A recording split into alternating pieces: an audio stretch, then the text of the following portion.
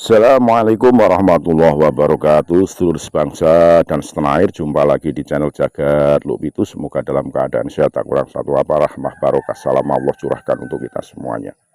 Ustadz Suparman Abdul Karim mengomentari statement dari Buya Arasi yang menyatakan bahwa ada oknum kiai yang sedang menulis masalah nasab habaib.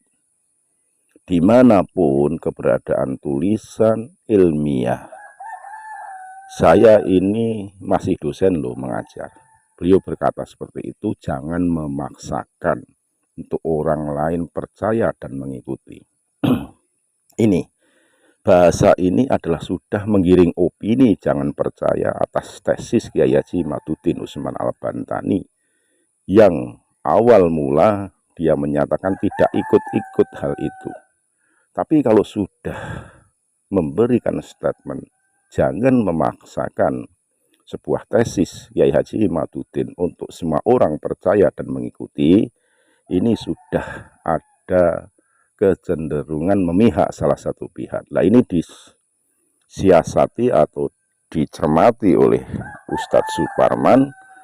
Dengan dalih itulah maka Ustadz Suparman menyampaikan Buya Arasi sebagai orang yang memihak salah satu kelompok atau salah satu klan, sehingga ini tidak membuat suasana sejuk, bahkan akan menjadi pro dan kontra dan suasana yang gaduh. Lebih jelasnya mari kita simak bagaimana Ustadz Suparman mengomentari statement dari Buya Arasi lewat video berikut ini. Sekali lagi mohon maaf yang kami hormati Nusantara Berita. Assalamualaikum warahmatullahi wabarakatuh. Inilah uniknya Indonesia, walaupun sekarang lagi rame bab nasab-nasab, tapi guru saya berpesan jangan ikut-ikutan. Mau zuriat Nabi SAW jalur Sayyidina Hasan ataupun Sayyidina Husain, mau Jailani, mau Ba'alawi, kita cinta kepada semua mereka. Pegang itu ya. Oh gimana kalau itu nggak benar? Oh itu penelitian si Fulan, Kiai Fulan. Dia bertanggung jawab dengan penelitiannya. Dan perlu diingat, di dunia kampus, saya masih ngajar di kampus, hasil penelitian kita nggak boleh paksa ke orang. Kita punya penelitian, hasilnya nggak boleh dipaksain. Assalamualaikum warahmatullahi wabarakatuh. Ada kalimat yang cukup menggelitik dari pernyataan Dr. Ar-Razi Hashim. Di satu sisi beliau mengatakan tidak mau ikut-ikutan diskursus bab nasab, tapi di sisi lain dia sedang mengungkapkan juga ya hasil penelitian itu tidak boleh dipaksakan.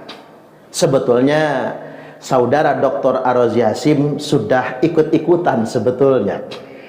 Kata-kata bahwasanya penelitian Kiai Imad tidak boleh dipaksakan untuk orang lain, kata dipaksakan dalam tanda kutip ini menunjukkan stereotip, pandangan negatif Dr. Ar-Razi Hashim. Berarti beliau sebetulnya sudah ikut campur dalam persoalan ini. Saya menangkap kesan bahwasanya Dr. Ar-Razi Hashim lebih pro kepada kelompok yang meyakini Bani Ba'alwi merupakan dzurriyyat Rasulullah sallallahu alaihi wasallam. Tapi berhubung ada penelitian Kiai Imad, tidak ada keberanian secara langsung untuk mengisbatnya. Karena siapapun yang mengisbat, menetapkan Bani Ba'alwi merupakan dzurriyyat Nabi, dia memiliki tanggung jawab intelektual untuk menunjukkan bukti. Baik berdasarkan kitab nasab, berdasarkan tarikh, bahkan berdasarkan kajian saintik atau tes DNA. Saya juga ingin menghimbau kepada siapapun yang katanya ulama, yang katanya kiai, yang katanya ilmuwan, yang mendukung bahwasanya Bani Ba'alwi merupakan keturunan Nabi, punya tanggung jawab intelektual. Kita harus berani membuktikan, baik berdasarkan kitab nasab, tarikh atau sejarah, maupun berdasarkan kajian saintik tes DNA. Harus sedemikian rupa. Mengapa ini perlu saya ingatkan kepada Dr. Ar-Razi Hashim dan saudara-saudara saya yang lainnya? Ini persoalan bukan tentang memaksa atau tidak memaksa, karena memaksakan sesuatu itu tidak ilmiah. Bahkan di agama pun kita tidak boleh memaksakan sesuatu.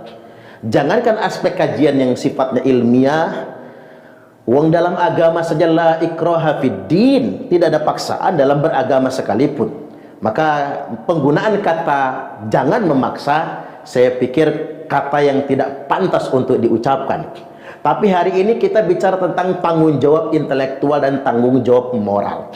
Setidak-tidaknya secara moral kita menyaksikan ada sekelompok orang yang mengklaim kelompoknya adalah dzurriyyat Nabi, dalam tanda kutip menjadi warga agama kelas 1. Mereka coba membangun jarak dengan umat muslim pada umumnya, seakan-akan ada kasta tertinggi di dalam Islam, dan mereka mengklaim memiliki privilege yang lebih daripada muslim pada umumnya.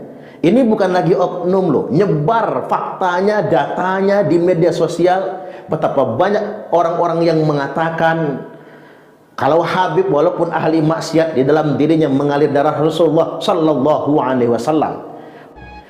Siapapun tanpa pandang bulu, mau alirannya sesat, mau dia itu bodoh, mau dia itu bukan, misalnya bukan orang bener-bener orang ahli maksiat, tetap itu keturunan Nabi. Bahkan melarang putri-putri perempuan mereka dinikahi oleh orang-orang lainnya. Mereka sebut ahwal, pribumi dan lain sebagainya. Kita sedang dihadapkan dengan sebuah bangunan cara beragama baru, di mana kita bertahun-tahun lamanya mengenali Islam merupakan agama yang sifatnya egaliter, mengajarkan persamaan, orang berbeda karena takwa dan akhlaknya. Tapi tiba-tiba kemudian Islam membangun sebuah kasta baru. Dan ini fakta yang sedang mengemuka, umumnya yang ada di Indonesia. Membangun klaim-klaim tertentu, bahkan mereka menyatakan berani mengkritik, mereka berarti telah menghina Rasulullah Sallallahu Alaihi Wasallam, telah menyakiti Rasulullah Sallallahu Alaihi Wasallam. Bahkan coba kita buka telinga dan mata kita, di mana-mana mereka membangun ancaman. Umat Islam ini yang mengkritik mereka diancam matinya su'ul khotimah. Belum lagi kemudian nanti bakal masuk neraka. Lalu mereka memunculkan dugaan siapapun yang mengkritik para habaib ini mungkin anak hasil zina, atau ibunya digauli dalam keadaan sedang haid misalnya, dan lain sebagainya. Ini persoalan yang sangat mendasar. Saya pikir ini bukan doktrin yang keluar dari 1-2 orang. Ada banyak orang yang mengemukakan doktrin sedemikian rupa, dan ini masuk di kalangan pesantren-pesantren. Bahkan yang menjadi korban adalah masyarakat awam dan santri-santri kita yang mengalami indoktrinasi bertahun-tahun lamanya untuk mengistimewakan klan tertentu. Saya pikir semua orang yang berilmu punya tanggung jawab moral akan ini semua.